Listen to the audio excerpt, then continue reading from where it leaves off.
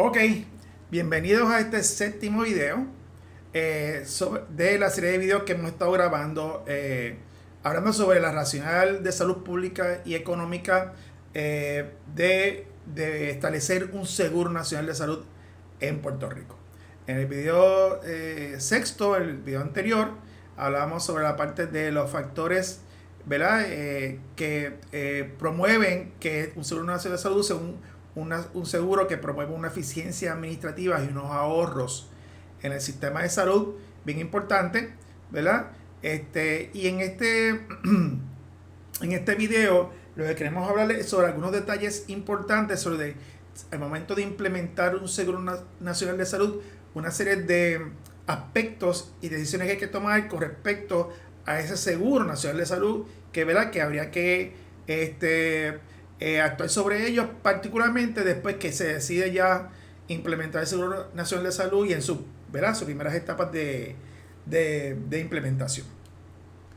Así que para eso dijimos que íbamos a utilizar, hicimos referencia en el video anterior a este diagrama de este estudio del Congressional Budget Office, que se llama Key Designs, Components and Considerations for Establishing a Single Payer Healthcare System. Esto es para Estados Unidos. Y esto era diferente, las diferentes áreas que ellos entendían que había que atender al momento de implementar, ¿verdad?, un seguro nacional de salud similar al que nosotros proponemos aquí, ¿ok? Y del que estamos hablando en estas presentaciones, ¿verdad? Es particularmente una área más importante que hay que determinar como parte de ese seguro nacional de salud, escoger la cubierta y los copagos, etcétera. Mira, los servicios que se van a cubrir por el seguro, qué servicios no se cubren o qué servicios se cubren en parte, cuánto se cobra por ello, ¿verdad? En términos de cuánto se va a pagar, obviamente las tarifas a los proveedores, pero también cuánto el paciente, el asegurado, tiene que también contribuir a pagar por ese servicio.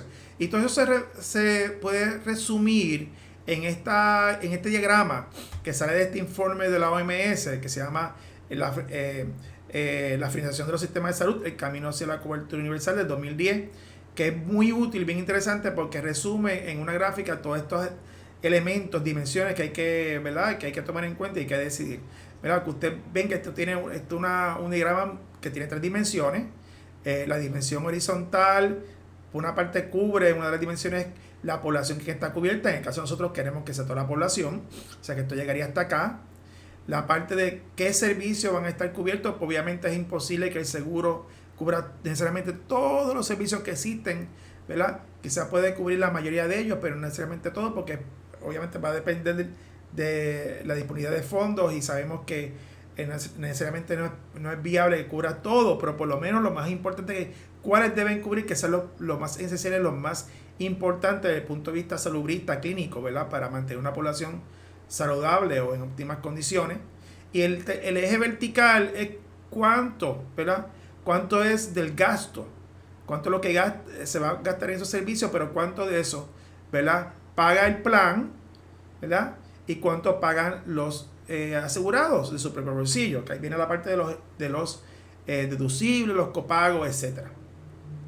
Así que básicamente lo que usted decida con el plan, esa cobertura, pues va a estar resumida en este cubo azul, que es el que va a dar una idea de cuánto es lo que usted va a gastar finalmente por ese seguro. Para hacer esto, obviamente, necesitamos estudios actuariales, estudios económicos, estudios epidemiológicos, el criterio de los clínicos, de los salubristas. Todos ellos, ¿verdad?, en conjunto tendrían que decidir cuál sería entonces esa cobertura y los niveles de copago, ¿verdad?, que debería incluir el Seguro Nacional de Salud. ¿Okay? Otro elemento importante, ¿de dónde salen los chavos? Es decir, el dinero que se utiliza para financiar el Seguro Nacional de Salud. Pues como vimos con los ejemplos que ya mostramos, pues realmente gran parte de esos fondos van a salir ¿de dónde? Por una parte del gobierno estatal, a través de su presupuesto general, ¿verdad?, donde ya se utilizarían partidas que existen ahora o partidas nuevas.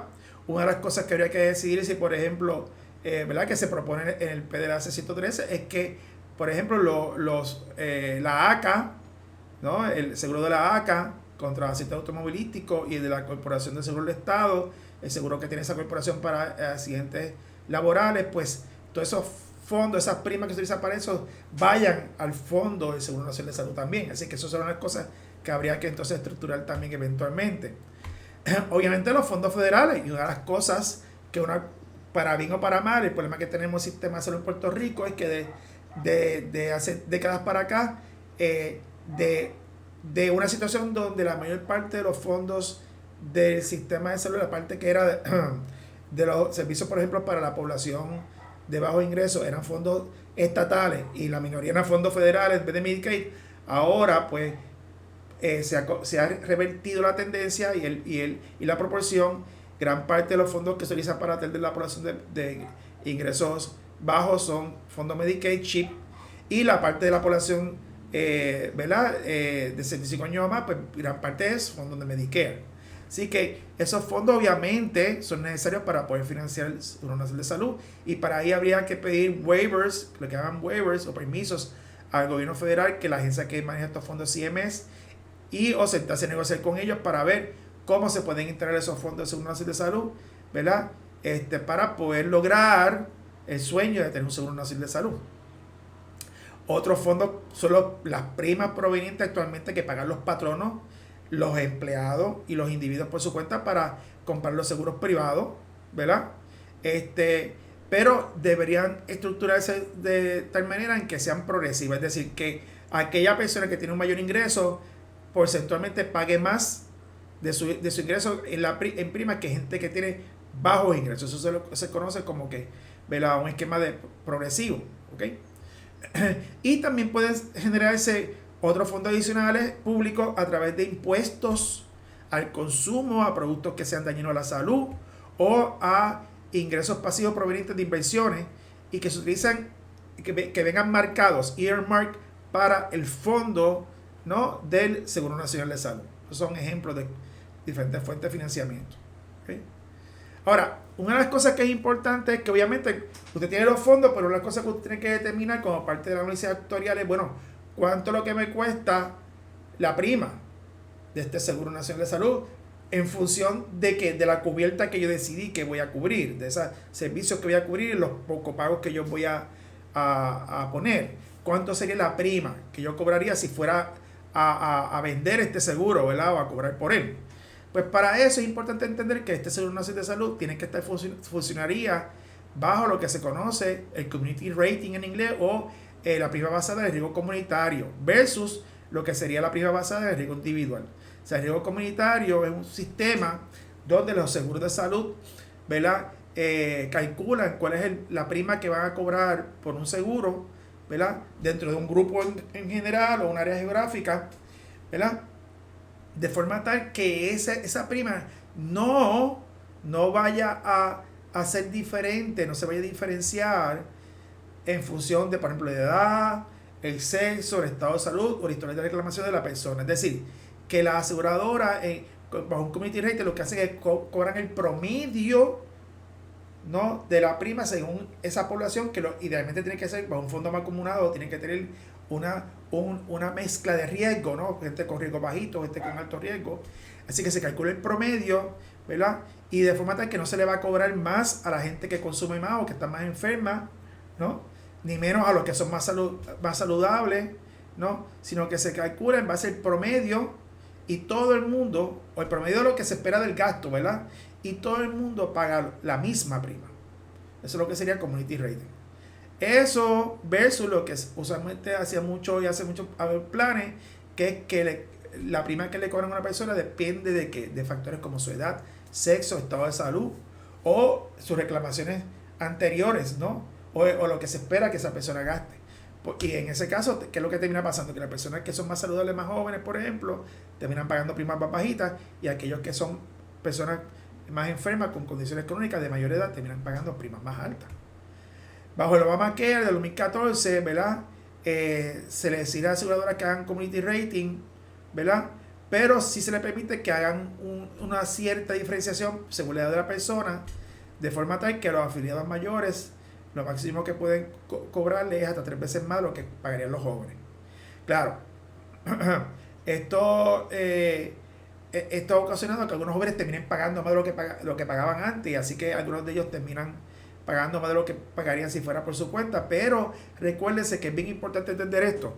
Una de las cosas que precisamente, una ventaja de un seguro de salud, ¿verdad?, utilizando Community Rating es que se convierte en una herramienta de solidaridad social, ¿verdad? A nivel transversal, es decir, de grupos en un año, por ejemplo, dado, en un mismo momento, grupos que tienen bajo riesgo a grupos que tienen alto riesgo, es decir, aquellos que son más saludables subsidian el gasto de los que son más enfermos, y a través de generaciones, aquellos que son más jóvenes, ¿verdad?, subsidian el gasto de los más viejos. Así que un seguro nacional bien implementado se convierte en una herramienta de solidaridad a través del Community Rating. Y eso lo podemos representar con esta gráfica donde el Community Rating es el mismo prima para todo el mundo, no importa su edad, ¿verdad?, su color, ¿verdad?, de raza, su sexo, su condición de salud, ¿verdad? Para dar un ejemplo, ¿no?, según los números que nosotros les mostramos ahorita, ¿verdad?, utilizando los datos del 2021, ¿verdad?, nosotros estimamos que si cubrimos a toda la población, ¿verdad?, teóricamente podría ser que el PMPM de la prima más o menos saldría alrededor de $316, bajo el escenario 2 que nosotros estimamos. Eso más o menos equivale a, según los datos del Comisionado de Seguro de Puerto Rico, que ven en esta gráfica, a lo más o menos lo que pagaban los planes médicos de los empleados federales, que como ven aquí, por grupos de, ¿verdad?, por diferentes grupos, empleados federales, pues su prima PMPM es de 316, ¿verdad? Por lo tanto, si, ¿verdad?, hipotéticamente, vamos a hacer una de salud, ¿verdad?, aquellos que ahora pagan mucho más en prima, como los de Medicare Platino, que pagan $1,213, Medicare Advantage, $1,219, ¿verdad?, bajo un seguro nacional de salud pagarían mucho menos. Ahora, por otra parte, aquellos que pagan menos ahora mismo, como Medicare suplementario, ¿verdad?, empleados del gobierno, planes privados, grupos pequeños y grandes, y individuales, empleados del gobierno, esos pagarían un poco más. Claro, lo que pasa es que eso es en teoría. ¿Por qué? Porque en realidad gran parte de ese seguro nacional de salud, la prima estaría subsidiada con fondos públicos estatales y federales, fondos que ya están disponibles, que ya entonces se utilizan para financiar esa prima de 316, y el restante entonces sí vendría de la prima que se le cobrarían a los patronos y a los individuos, ¿verdad?, pero que sería mucho menos de los 316, ¿verdad?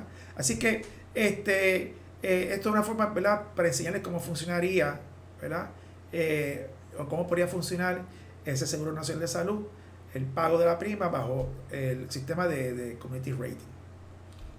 ¿Ven? Otro elemento importante que sale del diagrama ese que les enseñé es, pues, bueno, ese seguro nacional tiene que decir también no solamente qué cubierta, cómo va a canalizar los recursos y los fondos para financiarlo, sino también cómo le pago a los proveedores. Y hay una cosa que mencionamos bien importante, era la negociación colectiva con los proveedores, que eso va a ser crucial, ¿verdad? Pero también es qué métodos de pago tengo disponibles para pagar a los proveedores. Y aquí les enseño este diagrama que sale de este informe de Primary Care Paradox, New Designs and Models de 2013, donde enseña todos los posibles métodos de pago que existen ahora, ¿verdad?, organizados de acuerdo al nivel de integración del proveedor y de transparencia o accountability que requeriría al proveedor, y también del nivel de riesgo que comparte el proveedor. Mientras más alto, es mayor riesgo para el proveedor. Y pueden ver que hay una serie de opciones. Está desde el método tradicional, que es lo que se conoce de fee for service, o el pago por reclamaciones, que es lo que tradicionalmente utilizado los proveedores, ¿verdad?, y los planes médicos, que básicamente usted va, solicita el servicio, se lo dan, usted paga un deducible o un copago, y el proveedor le manda una reclamación aquí, al plan médico. Ese es el fee for service tradicional. Ese fee for service solamente le implica un riesgo bien bajito al proveedor, aunque no significa que no haya riesgo. Porque una de las cosas que se ha demostrado por ejemplo, con Huracán María y con el COVID, es que aún los proveedores que cobran con fee for service, cuando vienen estos eventos de emergencia, ¿verdad?, terminan sufriendo grandemente porque no pueden dar el servicio, sea porque no tienen la capacidad de darlo, porque no tienen energía eléctrica, porque se destruyó su oficina, o porque por ordenanza del gobierno la gente no puede ir a recibir los servicios, entonces la gente no puede facturar. Pero hay otros métodos, como que son aquellos que son incentivos basados en performance, sea en performance de calidad o de outcome, o sea, de resultado de la salud. Aquellos que son lo que se conoce como Bundle Episode Payments, como por ejemplo los DRG, que se paga por un paciente a nivel hospitalario por el diagnóstico, ¿verdad? El paciente, no importa cuántos días esté, ¿verdad? Y cuántos servicios tenga que recibir, se paga una tarifa fija. Aquellos que también tienen promueven el compartir ahorro o compartir riesgo, y el último, el capitation, ¿no? O capitación, pago per cápita, que es que yo te pago una cantidad fija mes a mes, no importa cuántas veces el paciente vaya a recibir servicio.